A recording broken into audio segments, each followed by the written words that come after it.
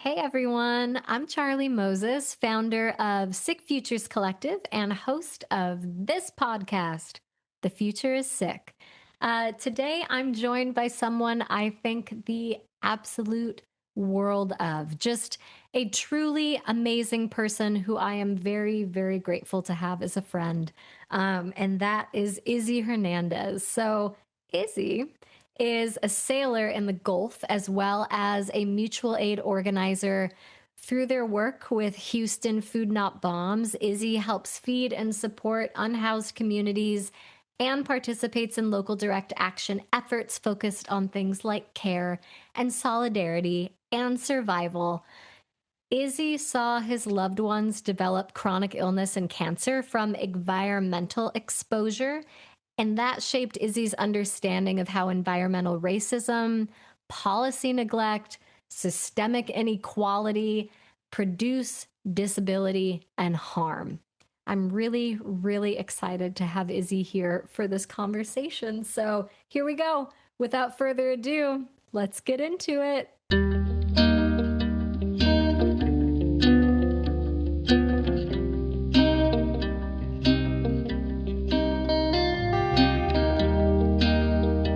Hi, Izzy. Welcome to the Future Hi, is Sick Charlie. podcast. Yeah, it's good to see you. Thanks for having me. It's always good to see You're- you. yeah, likewise. Yeah, Izzy and I are good friends, so it'll be a fun one today. To get started, would you mind introducing yourself, like your name and your pronouns, where you're based, the kind of stuff you're involved in and get up to right now? Yeah, my name is Izzy. I'm he, they, a two-spirit indigenous person from Houston, Texas. Mostly I participate like with the feeding and helping the unhoused with the resources, whether they're employment or transportation. That's my main focus at the moment. And then of course helping with Sick Futures Collective and reaching out to disabled people here in Houston and the neighboring cities to let them know that we exist and we're a safe space to share art and just hang out and speak to other people that are going through similar circumstances and situations. Awesome. Great. Thank you. Also, yeah, just thank you for your work in general with everything that you do. I know that also, in addition to all of that, you are a sailor in the Gulf. Um, Yeah, blue collar worker, yeah, I mean, true, just blood money. but like really, truly impressive work. Just knowing that you're like out on a boat for days and days in a row every week is it like my mind can't really truly compute it. It's like microdosing prison, honestly. You're just like in the middle of the sea with no access to land, surrounded by a bunch of other men. It's great. It's great. Yeah. Perfect. Yeah. Love it. Wouldn't do anything else. Well, that's actually used to be like the option back in the day when you were caught committing crimes. You were either sent to the military or sent to the merchant marine to work on the ships. Those were your options if you didn't want to go to prison Oh my God. Of because they were course. all equally terrible. Yeah, because they were all equally awful. But me, I chose to do it willingly, just Yeah. recreational suffering. Yeah. Yeah. What does that say about you? Yeah, of course. It's too many things. Yeah. Incredible. Like, I guess with like, balancing the mutual aid work that you do and with just like trying to like live and survive as a human being in the world at any given time. And then with your work, like, I would say, where do your worlds, if ever, like overlap or collide or like come together in any way? Or do you like to keep things as siloed as you possibly can? Oh, completely different. Like I don't speak to my coworkers outside of work. Hmm. I don't involve my job with anything else I do Yeah. because that's like my livelihood. That's like what pays my bills and like keeps me fed and helps me take care of the people around me that I care for. Hmm. That makes all the sense in the world. Yeah, it's actually kind of professional about it. That's a lot of professionalism. That's really rare for me to do. Yeah. Yeah. That's super professional of you. Yeah. What was it like growing up along the Gulf Coast, especially near industrial sites and the petrochemical infrastructure that's there? Like how has that? Pretty terrible, pretty awful, honestly. Yeah. A lot of oppression, a lot of pollution, a Mhm. whole lot of chemical leaks, a whole lot of gas leaks, a whole lot of refineries and like plants exploding, constant threat of your exposure to. There was like 5 different chemical leaks I can remember of where we had to like stay indoors when I was younger growing up, Right. just And because of is our it proximity. totally? And like as if just like closing your doors and windows is gonna. That's pretty much what they told us on the news was that's just do that and don't go outside. But like as all the air is filtered through the AC units and through the windows and everything. So I'm like, Right. we're getting exposed no matter what. This is just like a false sense of security Yeah. for people not to panic. But I remember that from like I think the first time I went through that I was like 6 or 7. And my dad just said, go to bed. And they said you can go to school tomorrow. So just go to bed. Don't go, no one go outside. Keep the window shut. Oh my gosh. And then like the next day it's fine for you to just like go outside, walk to the Yeah, walk to the it's like water. oh yeah, it's all gone, it's all clear. The wind took it away. Of course, they tell you what they want, what they need to tell you. Yeah. It's Yeah. What was I'm just remembering like back I don't know, maybe it was in like the 60s or 70s or something where there was a slogan that was like dilution is the solution to pollution. oh my That if god, you that's just so like harmful. yeah, if you're just like diluting it out in the ocean or in the air, Yeah, it's no, that's completely false. yeah. Because I've talking to older captains that are like that started working out there like in the 70s, and one of them told me he fell overboard. And because he fell overboard in the Houston Ship Channel, they took him straight to the hospital because his entire body was covered in chemical burns from all the polluted water. Oh my And they told him, the doctor told him, you see that stuff on your skin? That water went inside of you. So you're burned on the inside too. Because yeah. because the entirety of like the Houston Ship Channel is deemed a sacrifice zone. Like nothing can grow, nothing can be eaten there. Everyone's exposed to so many chemicals. Like there's an increased rate of chances to get cancer just living near the ship channel. Right. And And do our you life know expectancy is like 20% lower against the average. oh my god, 20%'s a lot. That's a lot. Yeah, That's you it's a know. lot. Do you know how long that like ship channel stretch is? Like how many miles? Oof. It's yeah, it's at least like 60 to 70 miles Damn. from the mouth from where the jetties are starting Galveston all the way up to the city docks in Houston.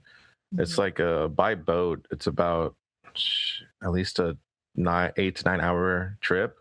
By car, it's about an hour and a half from Galveston to the end of the Houston Ship Channel. Mhm. So yeah, it's about 60 to 80 miles total, all in all, where it's all heavily industrialized, and there's refineries and warehouses and plants and just ships all over the place. And just that mass amount of transit of ships, because ships pollute a lot too. They pollute a lot of exhaust. Mm-hmm. Yeah, I mean, it just has me think, and I've talked to you about my grandpa before. My Oh, the grandpa, plugger, the the plugger. plugger. Yeah. My grandpa was this like infamous fisherman in the Gulf and had this like massive reputation for just like, catching so many fish all the time. He owned a tackle shop for a while, made his own lures, all that stuff.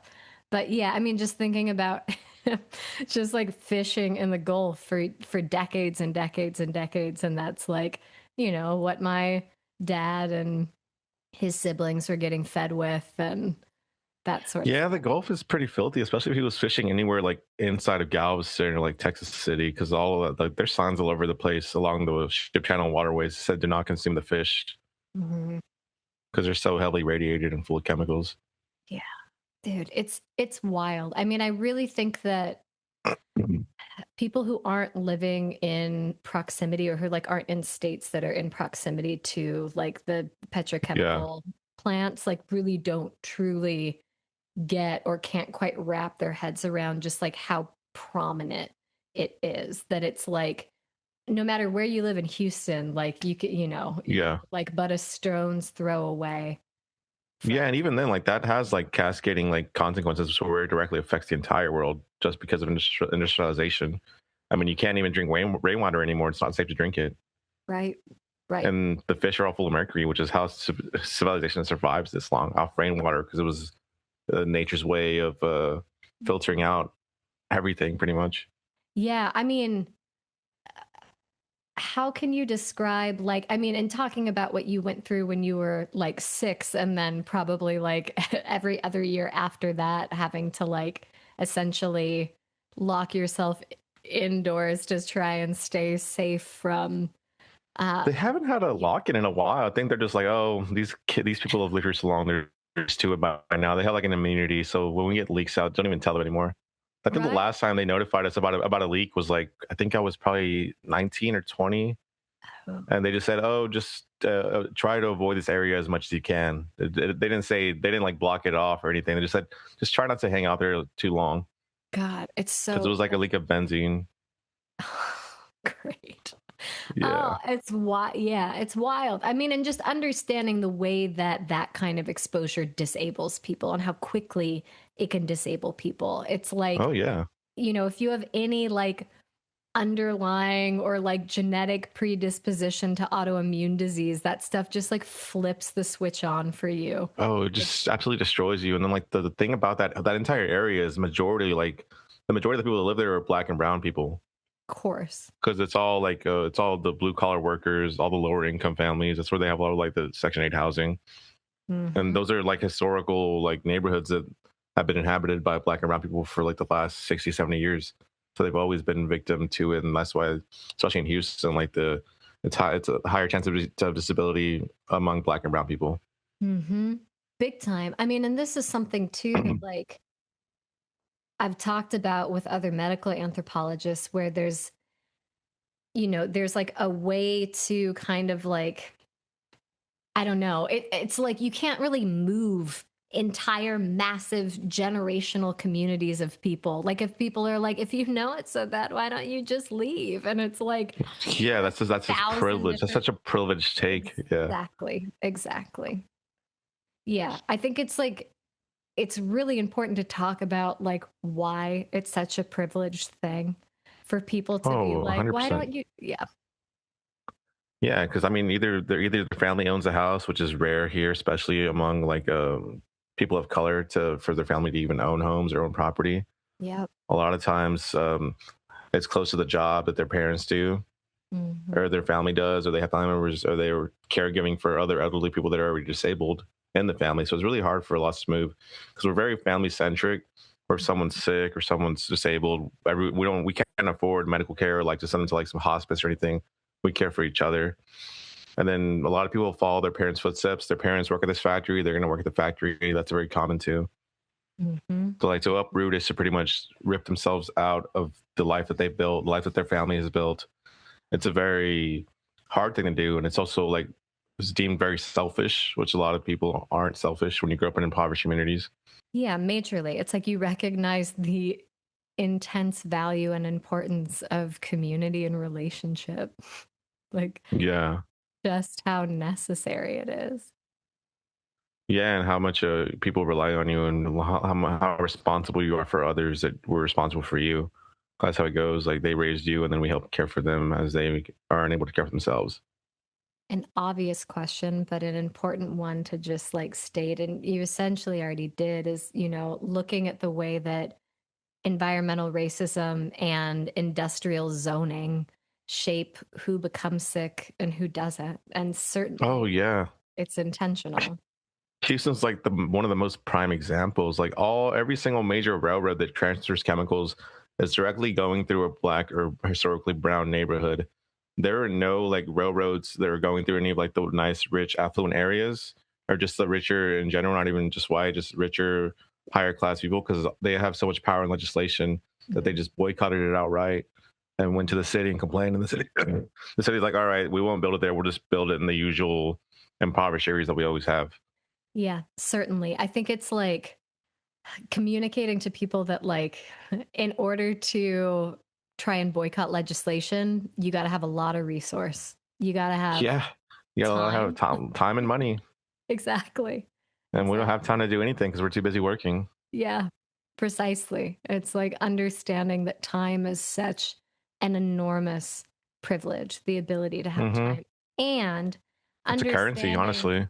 yeah, and that people who are disabled, just because they can't work or can't work as much, doesn't mean that they have time.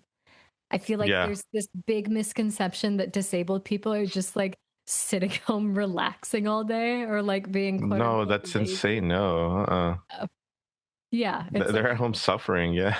yeah, precisely.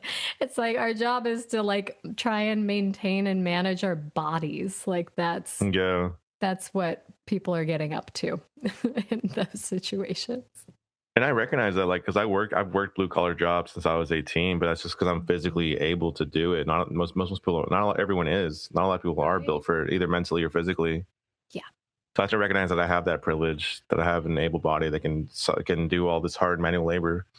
Yeah. Yeah. I mean, it's like all over the board with that of recognizing or just knowing that, for like all of the industrial age, it's like, okay, like who's at the very top? They're doing Yeah. absolutely no manual labor, and then it trickles down.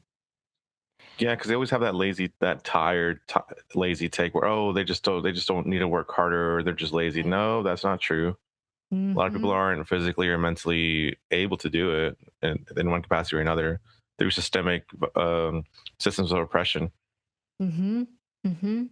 Because I Yeah, mean, yeah, absolutely. Yeah. I mean, it's looking at like policing and incarceration and like any other system of oppression and recognizing that environmental exposure is a major one. oh yeah, that's an outright attack on humanity and just people that are in those areas, which most times it's always impoverished people that are the victims and are exposed to so many chemicals, so much pollution, and end up being disabled at a larger rate or just dying younger in general.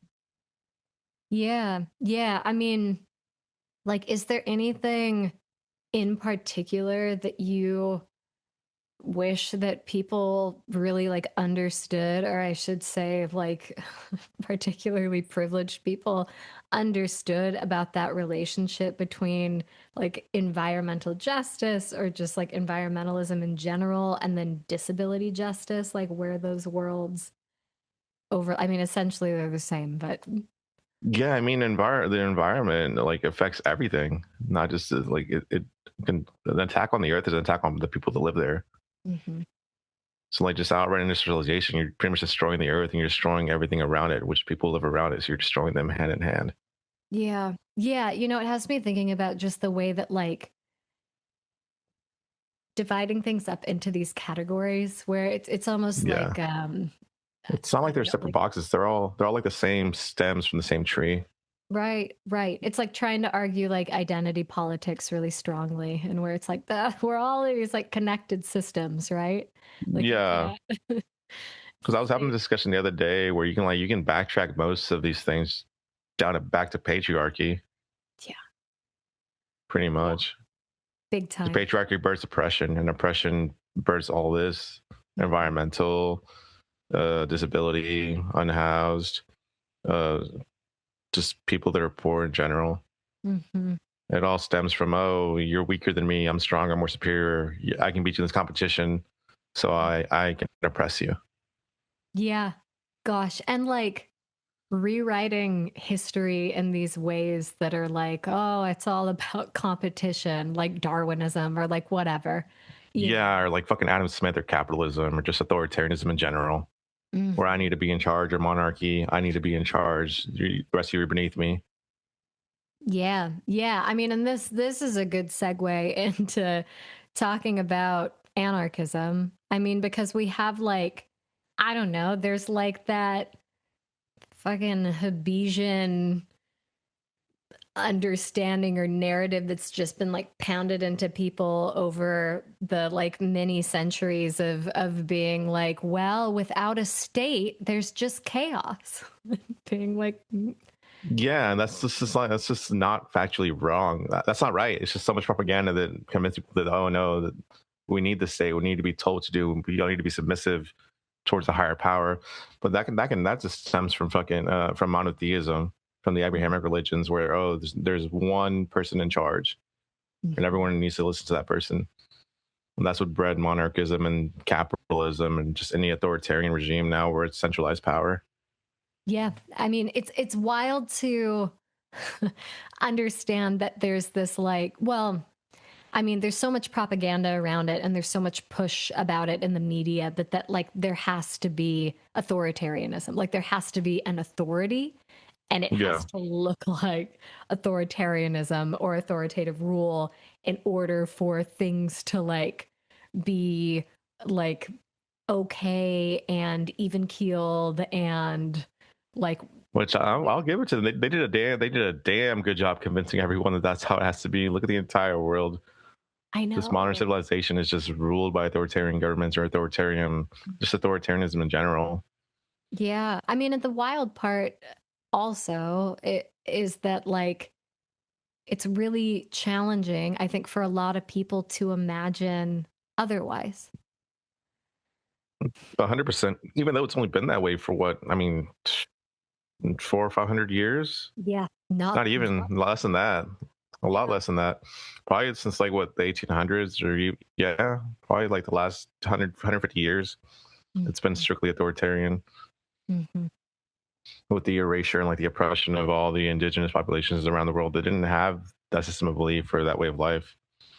Right. I mean, really, it was, there are a lot of communities and cultures that, like, kind of seasonally, maybe they would bring in like somebody to be in an authoritative position, but then it would get disbanded very intentionally, Yeah. like I've for the read next about that where they did that season. like during warfare, during times of famine, or just during times of where so they're struggling just to survive. Hmm.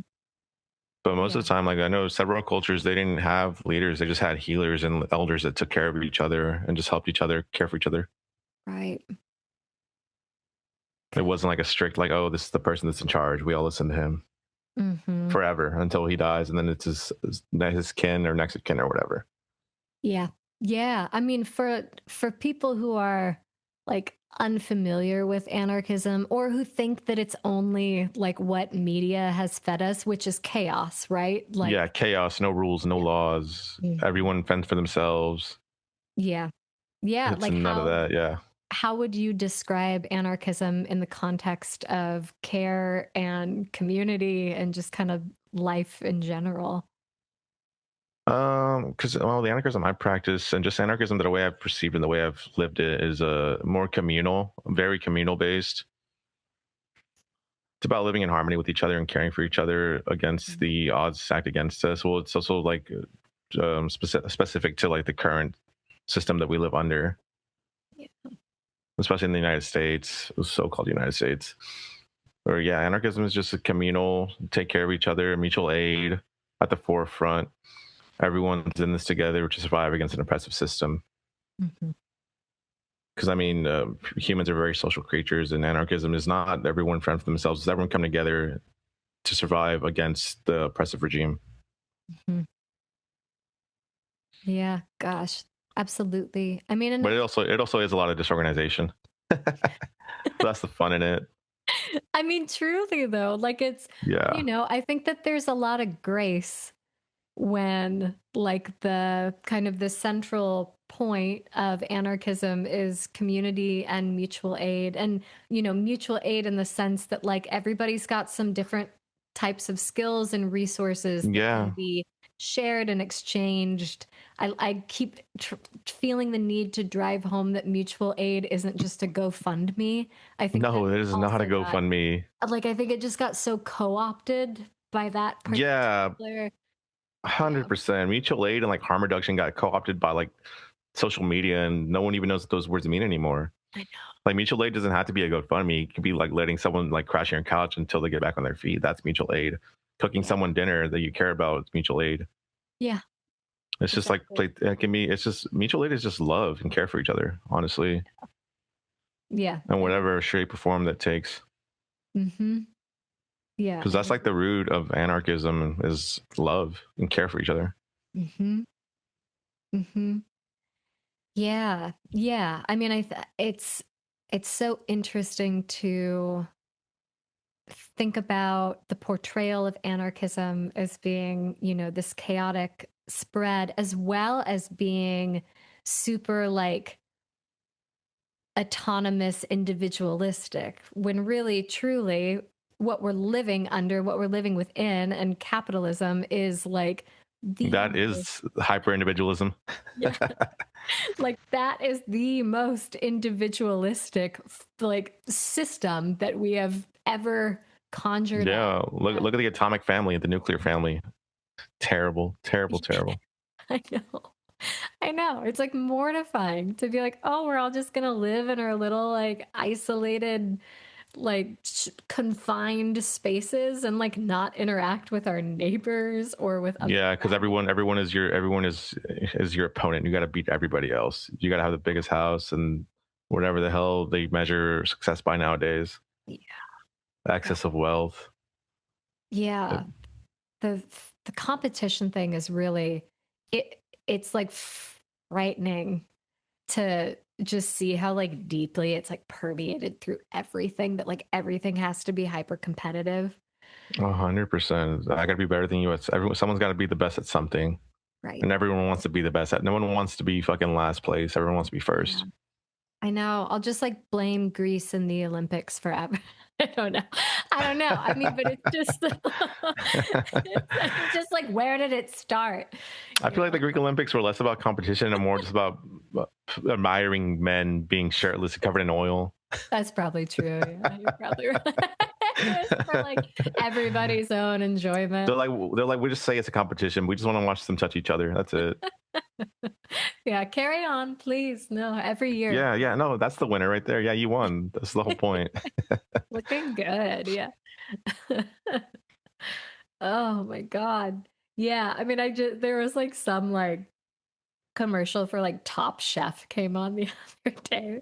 And I was just like, this is horrible. Like, I just couldn't even, I was like, I don't even want to like watch a second of it. Like, how it's just like cutthroat competition, like Ugh. brothers against each other. And it was like, what are we doing? Like, this is like, oh my God, followed by some like military commercial. Like, I can't handle it anymore. Yeah, no, I don't even, especially with the rise of AI. Oh man, I don't even, yeah. Yeah. Yeah. I mean, just what it's, I, I've been thinking a lot lately about how, like, the sick and disabled community is like whether or not you're wanting to opt into it is like a fugitive community. Like, it is Yeah.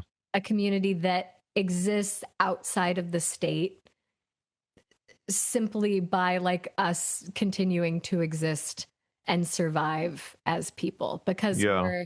it's like we're punished by the welfare system. We're not allowed into the 100%. workforces. Like, Y'all have like the disabled community has so many obstacles in front of them, intentionally been placed by society, as you know, much more well than I ever will. it's interesting to frame it in the way of being like, oh, it's essentially we're an autonomous community because we are having to make these like Yeah. mutual aid structures so like so strong, so intensely, in order for us to just like get through the day by day, moment by moment existence. Mm-hmm. Because I mean, and especially with so many of our rights being challenged currently, and with so many states trying to throw out that like insurance or Medicaid covering caretakers is like essentially being disbanded as well, or it's attempting to be. Um, but yeah, I mean, I think about the many different communities that are having to exist outside of the state in so many ways, kind of as much as is possible without like essentially turning into the Zapatistas. Um, but it's I don't know. I'm trying to think of other examples within the US of communities that are like, hey, bye. Like, we're going to be over here continuing to exist. Yeah, I mean, I feel like the unhoused is pretty close to that. They kind of do their own community. Like, they don't have like even access to like not all of them have access to internet information or GoFundmes. They're just kind Mhm. of out there and they form their encampments and they're just there. Yeah. Yeah. No, I think that that's super astute. And I think you're right. It really is like this, the state doesn't give a shit. And Not at it's, all. All those nonprofits just pocket that money for themselves. Like they don't really ever go out there. Because I've been out there and they're like, yeah, I speak to them about and ask them about the nonprofits. They're like, I've never spoken to any of those people in my life. I don't know who any of them are. yeah. Yeah. I mean, and thinking about like food not bombs and with so many, I mean, Texas especially, but with like so many states and so many counties trying to make it illegal for food not bombs to operate. Oh And yeah, it's like, Houston has it's illegal in Houston. yeah. Yeah, that's like a telltale. Oh, they really just hate the unhoused. They're like, no, not even because the food not bombs isn't getting money from anyone. They're not state funded or funded by taxpayer money. Just Yep. people out of the goodness of their heart going out there and cooking, making meals. Hmm. Hmm. And the state hates that. What do you mean you're not relying on us to take care of you? What do you mean people are helping each other out of their own goodwillness in their heart? No Yeah. incentive, no profit incentive, no profit margins. Hmm. Yeah. We better make a law about it being Yeah, illegal. we better make it illegal. Yeah. To give food to people. Yeah, that's so dystopian. That's disgusting. That's been going on here for like the better part of like 4 or 5 years now. Yeah. They Yeah. outlawed it back in '05, but they didn't start enforcing it until like 2022. Yeah. I feel like that kind of right when I was getting down to Houston and was working with them a bit, it was like, oh, I'm sorry, what? They're just trying to make this an illegal action. Great. Awesome. We love it. We'd love to see it. I've been exposed to a lot more about information about the legislation against disabled people from you. Honestly, before that, I never really heard about much of it. Yeah. So that's just how under the rug all this anti-disabled legislation is, or Yeah. just all the attacks on people that are disabled. Like it's so far removed from all like the current struggles like on the internet or just in media that they never bring any of you up at all, really. Truly. Truly. Yeah. I mean, trying to think of like the last time anything having to do with like disability rights got mentioned in popular media, I have no idea. I, No, I could not tell you. yeah. No, no, like y'all are like forgotten completely about. Like Yeah. they're like, oh, out of sight, out of mind. We got to bring something else up. Like no one Mm. ever wants to talk about disability rights or people that are disabled being under attack by legislation or just bent by the law in general. This conversation just always brings me back to like, you know, the peak of COVID and there being so much talk about like well the strongest will survive and like oh like this person died because they had like pre-existing conditions so they were going to go Oh anyway and the yeah, kind of framing of yeah. Like it. it was like some Darwinism calling shit or some bullshit. Like just really disgusting and just outright attacking everybody. Like oh, they only died because they're unhealthy. Yeah. Yeah. Yeah. Yeah, no, big time. And that there No. was just this like punishment of people who weren't in like perfectly good health. That it was like, ah, well, who like makes sense that it got to them. Yeah. Yeah, and even then, like COVID still exists. I caught that God. thing like a couple of months ago. That was rough. That was Yeah. painful. That Yeah. sucked. Yes. Yeah. I mean, it's like it's wild what it does to people. I had one of one of the worst doctor's appointments. I'm just gonna rant for a second. Go for Recently, it. and I had it, I think it was a week ago on a Monday.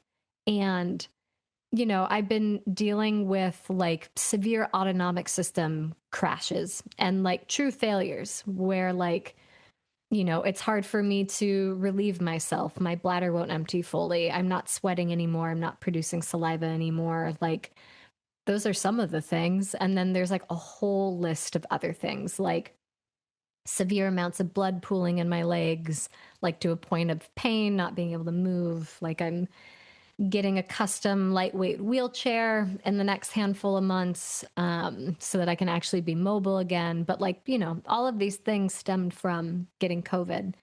And I'm also having, heart irregularities. And I already had a heart condition. So it's just made it so much worse. So I Yeah. went to see my electrophysiologist, one of my heart specialist to talk about this and to see if he had any recommendations, any suggestions, if he had been reading up on long COVID and how it's affecting the electrical system of the heart, all of these things.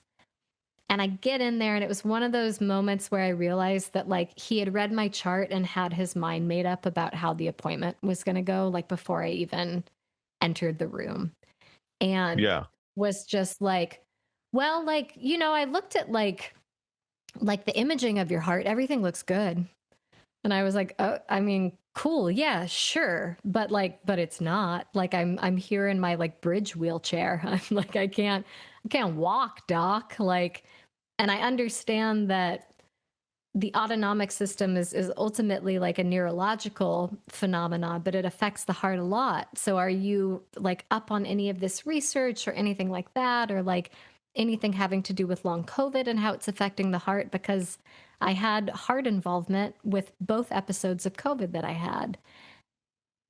And his response to those things was like, well, now that COVID's just like a part of our lives, people aren't really particularly interested in like having long COVID clinics or really like studying long COVID anymore. It's something that just like passes through you and then it's gone. I was like, passes through you and then it's Yeah. gone. Like it's like it's a common cold. Oh my God. I was like, you're talking to somebody who got like severely disabled by this virus. I have to use a wheelchair to go like distance, Like, what are you talking about? And he was like, listen, you know, you probably weren't even supposed to survive till age 38. Like, back in like the dawn of humanity, you would have gotten eaten by like a tiger or killed off by some other disease. I'm not supposed to be able to survive till I'm 58, and like went on some weird like pseudo human evolution tangent, like Is trying that to really what he like, said? And this is coming from a yes, fucking doctor? yes, I have it recorded. I have like a transcript of it. It's like so Damn, that's fucking pathetic. What the hell? wild. Yeah. And just, I'm like, you're talking to somebody He's getting a like, yeah, PhD in anthropology, also. Like, that's not how what the human evolution hell? works. This is also not how, like, medicine has evolved, or, like, just like any medicine, be it East or West or whatever. Like, this has nothing to Yeah, do with, like, my well being of anything. Now you're just, like, trying to like spew weird yeah. pseudo philosophical bullshit He's about like mad. He's like mad that you're making him do his job. He's like, you shouldn't even be alive right now. You should be. If this was 100 years ago, you would have been dead. So be happy, be grateful. What kind of totally, shit is that? totally. And that was like, okay, well, hope that gave you some peace of mind so long. And was just like, what are we Yeah, working with fucking right now? But just like getting, god damn. trying to have a conversation about how COVID is affecting people just generally, and like that it's not just a passing thing and a virus that just passes through people and then it's done and then your system just gets back to normal. Because for a good percentage of the population, I think it's around like 18%, at least it's been documented, like COVID, those symptoms linger. That's what long hauler COVID is all about. uh, but anyway, I mean, like, from my rant, tying it back to the things that we're talking about, it's like, again, with the state being like, well, telling people the truth about, what this virus can do to you, and like requiring requiring these systems to have to change around it to keep people protected and safe. We can't do that. There's no money in that. There's No, no they profit can't patent it. There's no profit incentive. in It's people over it. profits. Yeah. And that's really what like just adds to the absolute like vitriol like negligence and hate towards like the disabled from Mhm. the state. The state does not care for y'all at all, really, because Yeah. they can't make money off of you. Right. Right. Yeah. I mean, gosh, this reminds me of, I feel like I might have talked about this on the podcast already, but it was just such a like perfect example of this. Was during one of our ice storms here in Portland, one of the big Krogers, which we call Fred Meyer, one of the Yeah, Krogers lost power. And So they were having to throw out all of the food, and they were throwing it into dumpsters, and it was freezing outside. So all of the food was staying frozen. It was Yeah, perfectly it's still good. frozen. Yeah, Yeah. it was perfectly good food. And so people were like, oh, fantastic. Let's just go stock up on all of this free food that they're literally just throwing out. Um, and then, of course, Kroger caught on to that, and they called in the Portland Police Department to stand around the dumpsters and keep anybody. Protecting bad food. Yes. That's insane. Actually, I've seen that happen here before. Some of the grocery stores here have locks on their dumpsters. It's just like absolutely insane. Yeah, It's well, like, yeah. mm. Yeah. You'd rather lose that much money and waste that much animal flesh and just Yeah. food products than feed people. You'd rather Right. take the loss and actually help people out and feed. That's Yeah. disgusting. That's absolutely disgusting. Yeah. It's What kind like of behavior is that? yeah, like the lowest low behavior. Yeah, like I mean, no one could even think of writing something so evil. I know. Like, no, we're gonna do take a bunch of food that we can't sell anymore that's perfectly fine for people to eat, and we're gonna make it illegal for them to eat it. Yeah, we're gonna call the police and make them guard that fucking dumpster until the food rots and is unedible. Yeah. And then just for the police to be like, yeah, all right, we'll be there. We'll be there in 10. Yeah. Yeah, we'll shoot anybody that comes near the dumpster of rotting food. Right. Right. Yeah. No, That's we'll fucking like embarrassing. actively kill people over garbage, quote Yeah. unquote. Yeah. I mean, with working with Food Not Bombs or just the unhoused communities in general, like through that work, what have you learned about care and survival and solidarity, all of that? Mm, care and survival, not so much. I learned that from my family, and it just helped me teach others in like the organization about. Well, everyone already knew mostly because it's all a result of like extreme oppression and being aware of how oppressed you are. I learned that from an early age. So Mhm. like I find more middle ground, and I find I'm more relatable to unhoused people than to the super rich. Which people Yeah. forget that you're close. It's you're closer to being homeless than you are being a millionaire or a billionaire or whatever the hell. Yeah. Big time. Yeah, and it's not even just that. Like just the care in general. It's just like just being able, just going out and like speaking to somebody, just having a simple conversation goes a long way because it reminds people that they're not completely alone. Mhm. And that's what solidarity looks like, especially in Food Not Bombs. Ooh, like they'll get their plate, they'll eat, and then they'll just shoot the shit. And I've talked to them for like hours after the feedings and just hang out with like the unhoused or just people in general, like people in the organization. Yeah. But for solidarity, you do learn a lot. It shows you about organization and just coming together and knowing where to go and who to speak to Hmm. and where the areas of where all the encampments are or where the high risk areas where you can actually offer a hand and help people out.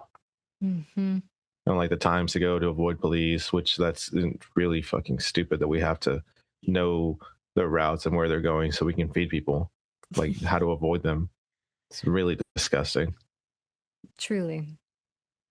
Yeah. I mean, it's the same in certain states with harm reduction work. And being like, okay, I'm sorry, we can't like deliver clean syringes to Oh yeah, anybody. yeah. Harm reduction is another big one too. When I was in Houston and doing that work, it was just like, oh, dang, okay. Like, even trying to get Narcan just in general and especially distributed is its own massive hurdle. Oh, 100%. It's like they just want, they want all three of those like groups of people just gone. They're like, Yes. no, don't help them out at all. Yes, I know. We rather they just die because we can't profit off of them. Yeah, truly. It's like, okay, unhoused people, people who use drugs, and then people who are disabled.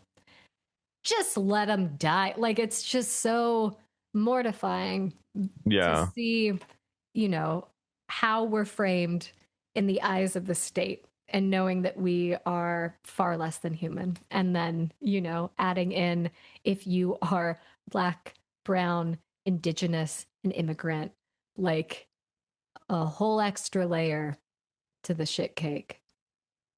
Yeah, and especially like there's also like the medical racism towards Black and brown people that are disabled, especially through the med field. There's so much racism that they experience from doctors or nurses. It's Especially if they don't know English. Like I saw that like with my grandma firsthand, yeah. where there always had to be one of us that knew English to go with her to make sure that she was getting the proper care and treatment. Yeah, right. Yeah, getting like any amount of care or treatment. My Black friends who are disabled, when they go to the ER, they're like, they won't give us pain medication ever, ever, like ever, ever. Like you could have like a gaping wound and they'll be like, no. And then for myself, being a blonde white person, they're like, how much fentanyl do you want? How much fentanyl Do do you you want want? Yeah. how much? We can give you all the fentanyl. I'm like, get it away from me. Like, don't, like, jeez. They just like can't help themselves, and just like seeing that discrepancy, uh, it's just so like it's so blatant. And I feel like with so much of oppression, it's just blatant. Like there's like nobody's trying to be covert about oppression. Yeah, and it's like It's, so normalized across the board that when we do see how they treat like people that aren't people of color, we're like, what the fuck? Why are we getting treated this way? Because we assume everyone's getting treated the same, but yeah, no, it becomes very obvious when we speak to people that are white or white passing, the yeah, treatment that they get, or we see it firsthand. majorly. Yeah. Because we're just so used to it. It's just so normalized. Like just the outright bigotry and hatred is just we're just so used to it. We've experienced daily for our entire lives that Mhm. we didn't know something better existed. They treat other people better. Yeah, totally. Because it's like until you're around somebody who's just getting the white person treatment, you're like, I'm sorry, excuse me, what? It's like that.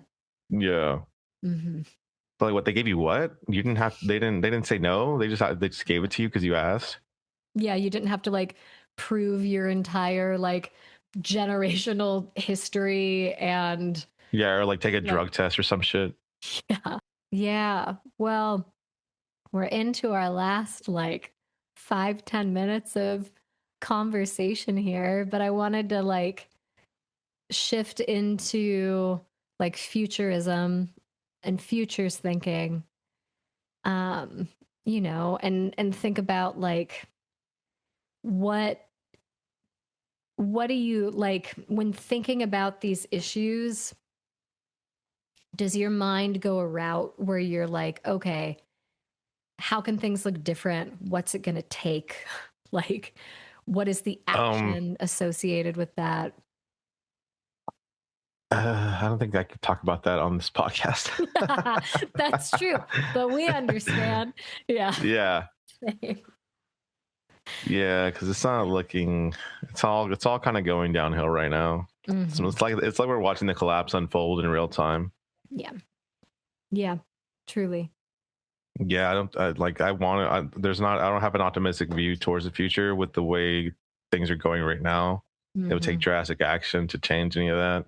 Yeah. Yeah. Yeah, Majorly. but then Yeah. 100%, like it's not looking good for any of us and any three of these, especially the disabled people, Hmm. with all the fund cutting they're doing just across the board to fund their wars. Yeah. They're only going to keep getting dragged out longer, Hmm. especially with the energy crisis that's pretty much being hung over our heads right now as well. Hmm. Yeah. God. I know. I'm definitely in a in a like, okay, how can I grow enough food to support like a community of people? Like, if Yeah. the rain stops, like, where are we getting water from?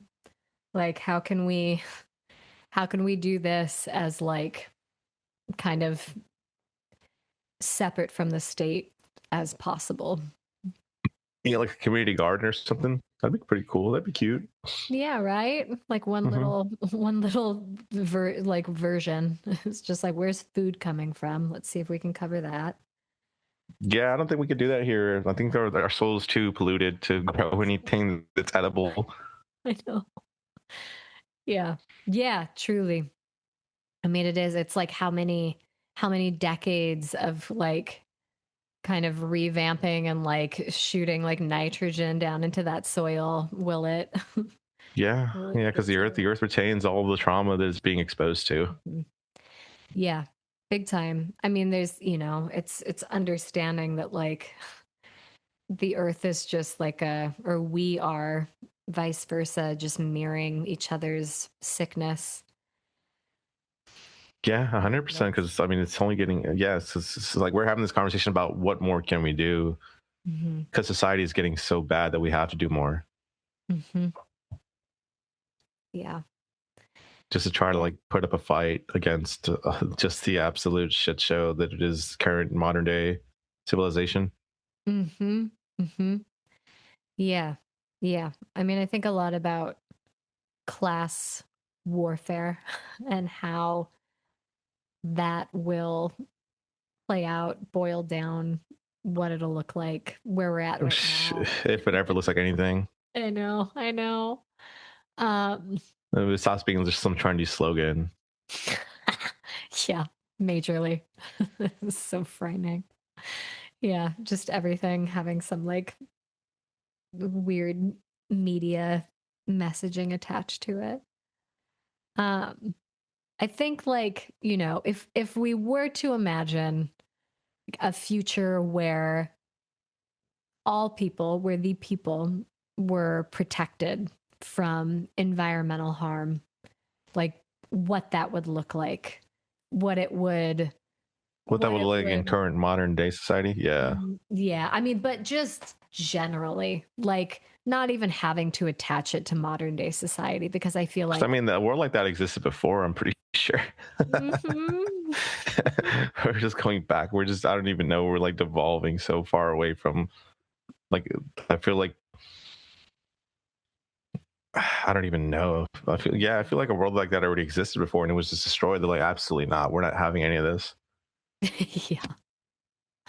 Yeah, yeah. I mean, again, like send in the patriarchy and see what happens. And here we are. Yeah. Now we're all just stuck with each other because everything's so interconnected thanks to like the access to information. hmm So like it all causes like a ripple effect. Nothing's like fully autonomous. Every major action from every like major superpower affects the entire world. hmm hmm It's pretty hard to escape that or to break off from it. Yeah, big time, big time. I So I mean, think like that's the goal for the future that envisions like where no environmental impact or no oppression towards disabled people or oppression in general would be to break apart from this. But how was that achievable? I guess that's for us to figure out somehow. yeah, yeah, truly. I mean, understanding anarchism, I think, is very, very important. Understanding that this is such like a blip in terms of social structures that have existed Yeah, historically. It's like, okay, we gave it a shot. Clearly it's not 100%. benefiting. Let's get on with it. Let's do something else, okay? We Yeah, done what we because can. I was having that conversation the other day with the socialists where they were talking about they don't really read much anarchist writing or look into it too much Mhm. because it's the stuff they did read was like very bleak Ah. and like in your face and aggressive, and I'm like, yeah, that's what it is. Mm-hmm. It's like a result of extreme oppression where you're just respond. It's like extreme violence just creates more extreme violence. The only way to respond to extreme violence is with violence, Yeah. which is a hard pill for a lot of them to swallow. They're like, oh no, we can legislate our way out of this. No. No. Yeah. I think that like It's like the harsh reality. it is. It is. I think that the policy talk is so surface level at this point. Being like, "Oh, just like tote better policies," being like, it's still in the same system and Yeah, but like structure that we got just need to vote better. I'm like, us. you're just I mean, voting, you're just upholding the colonial system that enslaved and destroyed a whole half side of the world. Yeah, it's tricky. I mean, there's like, there's a defensive voting tactic to keep like this version of fascism out. But at this point, Yeah, especially with we're like already. dealing for disability rights, like you kind of have to vote. 'Cause disability rights, like that's like one of those it's one of those systems where you have to vote, because if not, they're just gonna keep throwing away all the groundwork that's been done. Yeah. Yeah. It's tricky. It's like a challenge to be on the defense, a challenge to try and create new laws, new language on the offense. While I think that, some of our best action energy can be saved for shifting away from these systems entirely. Okay, that's interesting. Yeah. Yeah, without saying again, without without Yeah, yeah. saying We'll too much. keep it PG-13. Yeah, This is a good, wholesome Christian oh, podcast. that's right. We're just trying to not have anybody knocking on the door. Um yeah, but omission is its own is its own version of language, so we keep it to that. Um Yeah, yeah. Yeah. Well, Izzy, it's been so wonderful talking with you as it always is. Is there Thank you. anything? Yeah. Yeah. Just like grateful to have you in my life and to get to share your wisdom and these conversations with other people out in the world. Is there anything that we didn't talk about that you would like to talk about? No, I think I'm good. We covered most things. Anything Cool. else could be saved for like the future. Yeah. Yeah, for sure. Because we'll do it again. Yeah. All right. Looking forward to it. Yeah. Yeah, I feel like an hour conversation is like enough. Anything more, like I personally stop paying attention. My brain just drowns stuff out. Yeah. Yeah. I hear you. Yeah. The capacity is only so vast at this point. Thank you so much for the conversation. It's always fun. Yeah. I mean, likewise. I love you so much. And I hope Love you that, too, Charlie. See you soon. yeah, I'll see you soon. Bye. Bye. Wow. Okay. A huge, huge thanks to Izzy for joining the show and for sharing their experience and their insights. They're a truly amazing, wonderful, incredible person. I am just so pumped that they were here and that we get to share this conversation with all of you. I feel like it's conversations like this they're just so necessary for everyone to see how disability justice and environmental justice they're just one and the same. All of these issues, they're all connected. Nothing is siloed. They all overlap, mesh together. They're systemic. The places people live, the air we breathe, the water we drink, the systems that shape all of these things, they have major impacts on our existence. So just so grateful for that conversation. Okay, well, we're wrapping it up. This podcast is an experiment in sick time, in storytelling, and in imagining futures together. So if you enjoyed this conversation, please share it, please follow the show, and stay tuned for more conversations with brilliant disabled organizers, creators, thinkers, all of it. All right, until next time, take care, rest when you need to, and remember, the future is sick.